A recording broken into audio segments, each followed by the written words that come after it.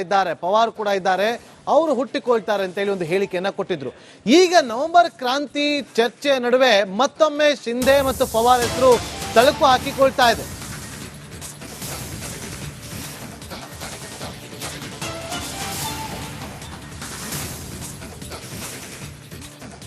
November ಕ್ರಾಂತಿ ಬಗ್ಗೆ ಸತೀಶ್ ಜಾರಕಿಹೊಳಿ ಅವರು ಪ್ರತಿಕ್ರಿಯೆ ಕೊಟ್ಟಿದ್ದಾರೆ. ಕ್ರಾಂತಿ ಆಗೋದಕ್ಕೆ ಹೈಕಮಾಂಡ್ ಬಿಡಬೇಕಲ್ವಾ ಅಂತ ಹೇಳಿ ಪ್ರಶ್ನೆಯನ್ನ ಮಾಡಿದ್ದಾರೆ. ಇನ್ನು 20ರಿಂದ 30 ದಿನ ಇದೆ, ಏನಾಗುತ್ತೆ ನೋಡೋಣ ಅಂತ ಬೆಂಗಳೂರಲ್ಲಿ ಸಚಿವ ಸತೀಶ್ ಜಾರಕಿಹೊಳಿ ಅವರು ಹೇಳಿಕೆ ಕೊಟ್ಟಿದ್ದಾರೆ. ಶಿಂದೆನೂ ಇಲ್ಲ, ಪವಾರ್ ಕೂಡ ಇಲ್ಲ, ಒಬ್ಬರೇ ಇರೋದವರು. ಇನ್ನೊಬ್ಬ ಏಕನಾಥ್ ಶಿಂದೆ ಪವಾರ್ ಹುಟ್ಟಿಕೊಳ್ಳೋದಕ್ಕೆ ಆಗೋದಿಲ್ಲ ಅಂತ ಬೆಂಗಳೂರಲ್ಲಿ ಹೇಳಿಕೆಯನ್ನ ಕೊಟ್ಟಿದ್ದಾರೆ. ನಮಗಂತೂ ಗೊತ್ತೇ ಇಲ್ಲ ಯಾವ್ದು ನವೆಂಬರ್ ಕ್ರಾಂತಿ ಅಂತ ಏನು ಗೊತ್ತೇ ಇಲ್ಲ. ಹೇಳ್ತಾರೆ ಪಕ್ಷ ಇದೆ, ಕ್ರಾಂತಿ ಆಗೋ ಪ್ರಶ್ನೆ ಬರಂಗಿಲ್ಲ. ಪಕ್ಷ ಇದೆ, ಮೇಲ್ಗಡೆ ಹೈಕಮಾಂಡ್ ಇದೆ, ಕ್ರಾಂತಿ ಆಗ್ಲಿಕ್ಕೆ ಅವ್ರಕ್ಕೆ ಬಿಡ್ತಾರೆ, ಬಿಡೋಲ್ಲ.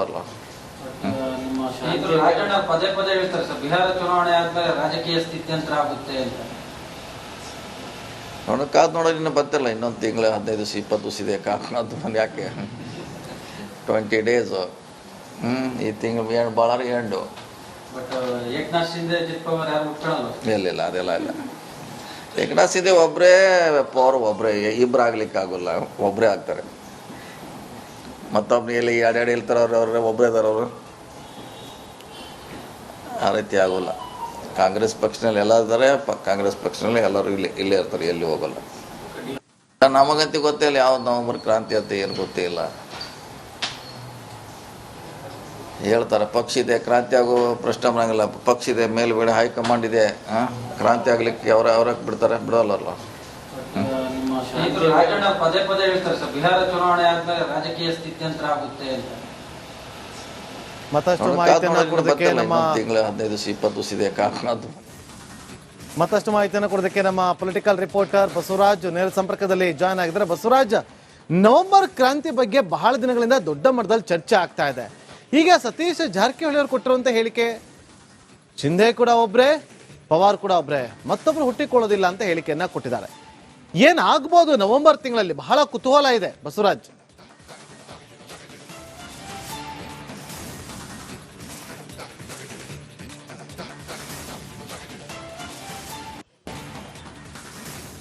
ಖಂಡಿತ ನಾಗೇಂದ್ರ ಬಾಬು, ರಾಜ್ಯ ರಾಜಕೀಯದಲ್ಲಿ ಸಾಕಷ್ಟು ಸದ್ದು ಮಾಡ್ತಾ ಇದೆ. ನವೆಂಬರ್ ತಿಂಗಳು ಸಾಕಷ್ಟು ಬದಲಾವಣೆಗಳು ಆಗ್ತವೆ ಅನ್ನುವಂಥ ಮಾಹಿತಿಗಳನ್ನ ಸ್ವತಃ ಕಾಂಗ್ರೆಸ್ ವಲಯದಿಂದಲೇ ಕೇಳಿ ಬರ್ತಾ ಇದ್ದಾವೆ. ಒಂದು ಅಧಿಕಾರ ಹಂಚಿಕೆ ಇರಬಹುದು, ಇನ್ನೊಂದು ಸಚಿವ ಸಂಪುಟ ಪುನರ್ರಚನೆ ಆಗಿರಬಹುದು. ಎರಡೂ ಕೂಡ ದೊಡ್ಡ ಮಟ್ಟದಲ್ಲಿ ಆಗ್ತವೆ ಅನ್ನುವಂಥದ್ದು. ಮೊದಲನೇದಾಗಿ ಸಚಿವ ಸಂಪುಟ ಪುನರ್ರಚನೆ ಆಗುತ್ತೆ ಅನ್ನುವಂಥ ಮಾತುಗಳನ್ನ ಸ್ವತಃ ಸಿಎಂ ಸಿದ್ದರಾಮಯ್ಯ ಅವರು ಹೇಳ್ತಾ ಇದ್ದಾರೆ. ಅದು ದೊಡ್ಡ ಮಟ್ಟದಲ್ಲಿ ಆಗುತ್ತೆ, ಅದನ್ನ ಎಲ್ಲವೂ ಕೂಡ ಹೈಕಮಾಂಡ್ ನಿರ್ಧರಿಸುತ್ತೆ ಅನ್ನುವಂಥ ಮಾತನ್ನ ಹೇಳ್ತಾ ಇದ್ದಾರೆ. ಇನ್ನೊಂದು ಅವರ ವಿರೋಧಿ ಬಣ ಹೇಳ್ತಾ ಇದೆ, ಸಿಎಂ ಡಿ ಕೆ ಶಿವಕುಮಾರ್ ಸೇರಿದಂತೆ ಅವರಿಗೆ ಒಂದಷ್ಟು ಒಳ್ಳೆ ಚಾನ್ಸಸ್ ಇದೆ, ಮುಂದೆ ಅವರು ಅಧಿಕಾರ ಸಿಎಂ ಸ್ಥಾನ ಸಿಗುವಂತ ಸಾಧ್ಯತೆ ಇದೆ, ಅದ್ರ ಬಗ್ಗೆ ಹೈಕಮಾಂಡ್ ಕೂಡ ತೀರ್ಮಾನ ಮಾಡುತ್ತೆ ಅನ್ನುವಂಥ ಮಾತು ಡಿ ಕೆ ಶಿವಕುಮಾರ್ ಅವರ ಬಣದಿಂದ ಬರ್ತಾ ಇದೆ. ಹೀಗಾಗಿ ಯಾವುದು ಸತ್ಯ ಯಾವುದು ಮಿಥ್ಯ ಅನ್ನುವಂಥದ್ದು ಬಹಳ ಇನ್ನು ಗೊಂದಲಕಾರಿ ಆಗಿರ್ತಕ್ಕಂಥದ್ದು. ಆದ್ರೆ ಈ ಬಿಹಾರ ಚುನಾವಣೆಯಲ್ಲಿ ಕಾಂಗ್ರೆಸ್ ಹೈಕಮಾಂಡ್ ಈಗಾಗಲೇ ಮಗ್ನ ಆಗಿರ್ತಕ್ಕಂಥದ್ದು.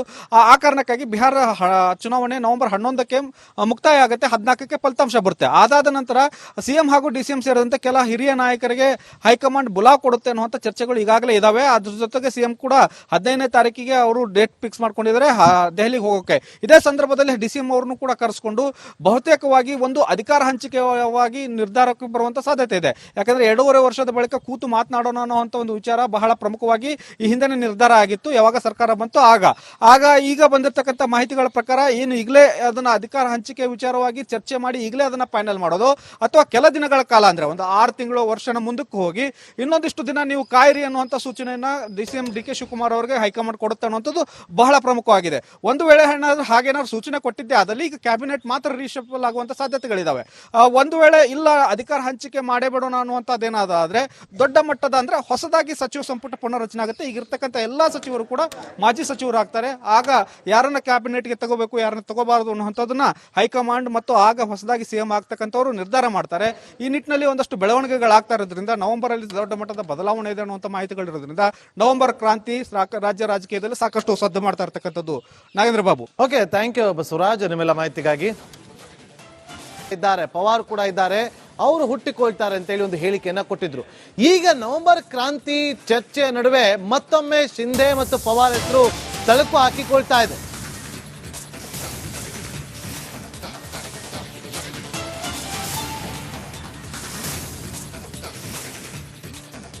ನವೆಂಬರ್ ಕ್ರಾಂತಿ ಬಗ್ಗೆ ಸತೀಶ್ ಜಾರಕಿಹೊಳಿ ಅವರು ಪ್ರತಿಕ್ರಿಯೆ ಕೊಟ್ಟಿದ್ದಾರೆ. ಕ್ರಾಂತಿ ಆಗೋದಕ್ಕೆ ಹೈಕಮಾಂಡ್ ಬಿಡಬೇಕಲ್ವಾ ಅಂತೇಳಿ ಪ್ರಶ್ನೆಯನ್ನ ಮಾಡಿದ್ದಾರೆ. ಇನ್ನು 20ರಿಂದ 30 ದಿನ ಇದೆ, ಏನಾಗುತ್ತೆ ನೋಡೋಣ ಅಂತ ಬೆಂಗಳೂರಲ್ಲಿ ಸಚಿವ ಸತೀಶ್ ಜಾರಕಿಹೊಳಿ ಅವರು ಹೇಳಿಕೆ ಕೊಟ್ಟಿದ್ದಾರೆ. ಶಿಂದೆನೂ ಇಲ್ಲ, ಪವಾರ್ ಕೂಡ ಇಲ್ಲ, ಒಬ್ಬರೇ ಇರೋದವರು. ಇನ್ನೊಬ್ಬ ಏಕನಾಥ್ ಶಿಂದೆ ಪವಾರ್ ಹುಟ್ಟಿಕೊಳ್ಳೋದಕ್ಕೆ ಆಗೋದಿಲ್ಲ ಅಂತ ಬೆಂಗಳೂರಲ್ಲಿ ಹೇಳಿಕೆಯನ್ನ ಕೊಟ್ಟಿದ್ದಾರೆ. ನಮಗಂತೂ ಗೊತ್ತೇ ಇಲ್ಲ ಯಾವ್ದು ನವಂಬರ್ ಕ್ರಾಂತಿ ಅಂತ ಏನು ಗೊತ್ತೇ ಇಲ್ಲ. ಹೇಳ್ತಾರೆ ಪಕ್ಷ ಇದೆ, ಕ್ರಾಂತಿ ಆಗೋ ಪ್ರಶ್ನೆ ಬರಂಗಿಲ್ಲ. ಪಕ್ಷ ಇದೆ, ಮೇಲ್ಗಡೆ ಹೈಕಮಾಂಡ್ ಇದೆ, ಕ್ರಾಂತಿ ಆಗ್ಲಿಕ್ಕೆ ಅವ್ರಕ್ಕೆ ಬಿಡ್ತಾರೆ, ಬಿಡೋಲ್ಲ. ನಿಮ್ಮ ಸ್ನೇಹಿತರು ರಾಜಣ್ಣ ಪದೇ ಪದೇ ಹೇಳ್ತಾರೆ ಸರ್, ಬಿಹಾರ ಚುನಾವಣೆ ಆದ್ಮೇಲೆ ರಾಜಕೀಯ ಸ್ಥಿತ್ಯಂತರ ಆಗುತ್ತೆ ಅಂತ. ಕಾದು ನೋಡೋದು ಇನ್ನೂ ಬರ್ತಿರಲ್ಲ, ಇನ್ನೊಂದು ತಿಂಗಳು 15 ದಿವಸ 20 ದಿವಸ ಇದೆ. ಕಾದು ಬಂದು ಯಾಕೆ 20 ಡೇಸು, ಈ ತಿಂಗಳು ಭಾಳ ಎಂಡು. ಬಟ್ ಏಕನಾಥ್ ಶಿಂದೆ ಅಜಿತ್ ಪವಾರ್ ಯಾರು ಉಟ್ಕೊಳ್ಳಲ್ಲ. ಇಲ್ಲ ಅದೆಲ್ಲ ಇಲ್ಲ. ಏಕನಾಥ್ ಶಿಂದೆ ಒಬ್ಬರೇ, ಪವರ್ ಒಬ್ಬರೇ, ಇಬ್ಬರು ಆಗ್ಲಿಕ್ಕೆ ಆಗೋಲ್ಲ, ಒಬ್ಬರೇ ಆಗ್ತಾರೆ. ಮತ್ತೊಬ್ಬರು ಎಲ್ಲಿ ಎರಡೆರಡು ಹೇಳ್ತಾರೆ, ಅವ್ರೆ ಒಬ್ಬರೇ ಇದ್ದಾರೆ ಅವರು. ಆ ರೀತಿ ಆಗೋಲ್ಲ. ಕಾಂಗ್ರೆಸ್ ಪಕ್ಷದಲ್ಲಿ ಎಲ್ಲ ಇದ್ದಾರೆ, ಕಾಂಗ್ರೆಸ್ ಪಕ್ಷದಲ್ಲಿ ಎಲ್ಲರೂ ಇಲ್ಲೇ ಇರ್ತಾರೆ, ಎಲ್ಲಿ ಹೋಗಲ್ಲ. ನಮಗಂತೂ ಗೊತ್ತೇ ಇಲ್ಲ ಯಾವ್ದು ನವಂಬರ್ ಕ್ರಾಂತಿ ಅಂತ ಏನು ಗೊತ್ತೇ ಇಲ್ಲ. ಹೇಳ್ತಾರೆ ಪಕ್ಷ ಇದೆ, ಕ್ರಾಂತಿ ಆಗೋ ಪ್ರಶ್ನೆ ಬರಂಗಿಲ್ಲ. ಪಕ್ಷ ಇದೆ, ಮೇಲ್ಗಡೆ ಹೈಕಮಾಂಡ್ ಇದೆ, ಕ್ರಾಂತಿ ಆಗ್ಲಿಕ್ಕೆ ಅವ್ರಕ್ಕೆ ಬಿಡ್ತಾರೆ, ಬಿಡೋಲ್ಲ. ನಿಮ್ಮ ಸ್ನೇಹಿತರು ರಾಜಣ್ಣ ಪದೇ ಪದೇ ಹೇಳ್ತಾರೆ ಸರ್, ಬಿಹಾರ ಚುನಾವಣೆ ಆದ್ಮೇಲೆ ರಾಜಕೀಯ ಸ್ಥಿತ್ಯಂತರ ಆಗುತ್ತೆ ಅಂತ. ಮತ್ತಷ್ಟು ಮಾಹಿತಿಯನ್ನ ಕೊಡೋದಕ್ಕೆ ನಮ್ಮ ತಿಂಗಳು 15 ದಿವಸ 20 ದಿವಸ ಇದೆ. ಮತ್ತಷ್ಟು ಮಾಹಿತಿಯನ್ನು ಕೊಡೋದಕ್ಕೆ ನಮ್ಮ ಪೊಲಿಟಿಕಲ್ ರಿಪೋರ್ಟರ್ ಬಸವರಾಜ್ ನೇರ ಸಂಪರ್ಕದಲ್ಲಿ ಜಾಯ್ನ್ ಆಗಿದ್ದಾರೆ. ಬಸವರಾಜ್, ನವೆಂಬರ್ ಕ್ರಾಂತಿ ಬಗ್ಗೆ ಬಹಳ ದಿನಗಳಿಂದ ದೊಡ್ಡ ಮಟ್ಟದಲ್ಲಿ ಚರ್ಚೆ ಆಗ್ತಾ ಇದೆ. ಈಗ ಸತೀಶ್ ಜಾರಕಿಹೊಳಿ ಅವರು ಕೊಟ್ಟಿರುವಂತ ಹೇಳಿಕೆ, ಶಿಂದೆ ಕೂಡ ಒಬ್ರೆ, ಪವಾರ್ ಕೂಡ ಒಬ್ರೆ, ಮತ್ತೊಬ್ರು ಹುಟ್ಟಿಕೊಳ್ಳೋದಿಲ್ಲ ಅಂತ ಹೇಳಿಕೆಯನ್ನ ಕೊಟ್ಟಿದ್ದಾರೆ. ಏನಾಗಬಹುದು ನವೆಂಬರ್ ತಿಂಗಳಲ್ಲಿ? ಬಹಳ ಕುತೂಹಲ ಇದೆ ಬಸವರಾಜ್.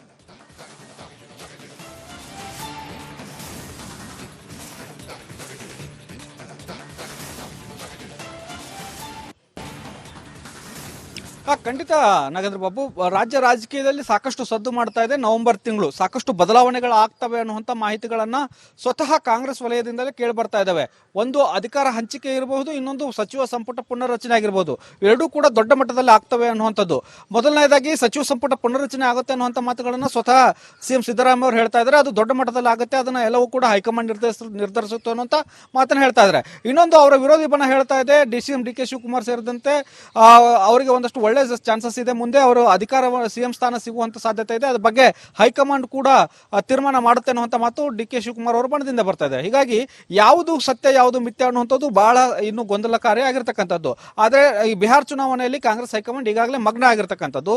ಆ ಕಾರಣಕ್ಕಾಗಿ ಬಿಹಾರ ಚುನಾವಣೆ ನವೆಂಬರ್ 11ಕ್ಕೆ ಮುಕ್ತಾಯ ಆಗುತ್ತೆ, 14ಕ್ಕೆ ಫಲಿತಾಂಶ ಬರುತ್ತೆ. ಅದಾದ ನಂತರ ಸಿಎಂ ಹಾಗೂ ಡಿಸಿಎಂ ಸೇರಿದಂತೆ ಕೆಲ ಹಿರಿಯ ನಾಯಕರಿಗೆ ಹೈಕಮಾಂಡ್ ಬುಲಾವ್ ಕೊಡುತ್ತೆ ಅನ್ನುವಂಥ ಚರ್ಚೆಗಳು ಈಗಾಗಲೇ ಇದಾವೆ. ಅದ್ರ ಜೊತೆಗೆ ಸಿಎಂ ಕೂಡ 15ನೇ ತಾರೀಕಿಗೆ ಅವರು ಡೇಟ್ ಫಿಕ್ಸ್ ಮಾಡ್ಕೊಂಡಿದ್ದಾರೆ ದೆಹಲಿಗೆ ಹೋಗೋಕೆ. ಇದೇ ಸಂದರ್ಭದಲ್ಲಿ ಡಿಸಿಎಂ ಅವರನ್ನು ಕೂಡ ಕರೆಸಿಕೊಂಡು ಬಹುತೇಕವಾಗಿ ಒಂದು ಅಧಿಕಾರ ಹಂಚಿಕೆಯಾಗಿ ನಿರ್ಧಾರಕ್ಕೆ ಬರುವಂತ ಸಾಧ್ಯತೆ ಇದೆ. ಯಾಕಂದ್ರೆ 2.5 ವರ್ಷದ ಬಳಿಕ ಕೂತು ಮಾತನಾಡೋಣ ಅನ್ನುವಂಥ ಒಂದು ವಿಚಾರ ಬಹಳ ಪ್ರಮುಖವಾಗಿ ಈ ಹಿಂದೆ ನಿರ್ಧಾರ ಆಗಿತ್ತು. ಯಾವಾಗ ಸರ್ಕಾರ ಬಂತು ಆಗ ಈಗ ಬಂದಿರತಕ್ಕಂಥ ಮಾಹಿತಿಗಳ ಪ್ರಕಾರ ಏನು ಈಗಲೇ ಅದನ್ನ ಅಧಿಕಾರ ಹಂಚಿಕೆ ವಿಚಾರವಾಗಿ ಚರ್ಚೆ ಮಾಡಿ ಈಗಲೇ ಅದನ್ನ ಫೈನಲ್ ಮಾಡೋದು, ಅಥವಾ ಕೆಲ ದಿನಗಳ ಕಾಲ ಅಂದ್ರೆ ಒಂದು 6 ತಿಂಗಳು ವರ್ಷನ ಮುಂದಕ್ಕೆ ಹೋಗಿ ಇನ್ನೊಂದಿಷ್ಟು ದಿನ ನೀವು ಕಾಯಿರಿ ಅನ್ನುವಂಥ ಸೂಚನೆಯನ್ನ ಸಿಎಂ ಡಿ ಕೆ ಶಿವಕುಮಾರ್ ಅವರಿಗೆ ಹೈಕಮಾಂಡ್ ಕೊಡುತ್ತೆ ಅನ್ನುವಂಥದ್ದು ಬಹಳ ಪ್ರಮುಖವಾಗಿದೆ.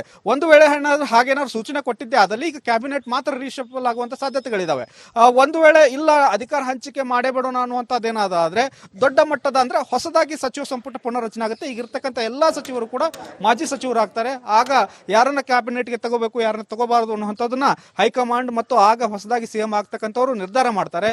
ಈ ನಿಟ್ಟಿನಲ್ಲಿ ಒಂದಷ್ಟು ಬೆಳವಣಿಗೆಗಳಾಗ್ತಾ ಇರೋದ್ರಿಂದ ನವೆಂಬರ್ ಅಲ್ಲಿ ದೊಡ್ಡ ಮಟ್ಟದ ಬದಲಾವಣೆ ಇದೆ ಅನ್ನುವಂಥ ಮಾಹಿತಿಗಳಿರೋದ್ರಿಂದ ನವೆಂಬರ್ ಕ್ರಾಂತಿ ರಾಜ್ಯ ರಾಜಕೀಯದಲ್ಲಿ ಸಾಕಷ್ಟು ಸದ್ದು ಮಾಡ್ತಾ ಇರ್ತಕ್ಕಂಥದ್ದು.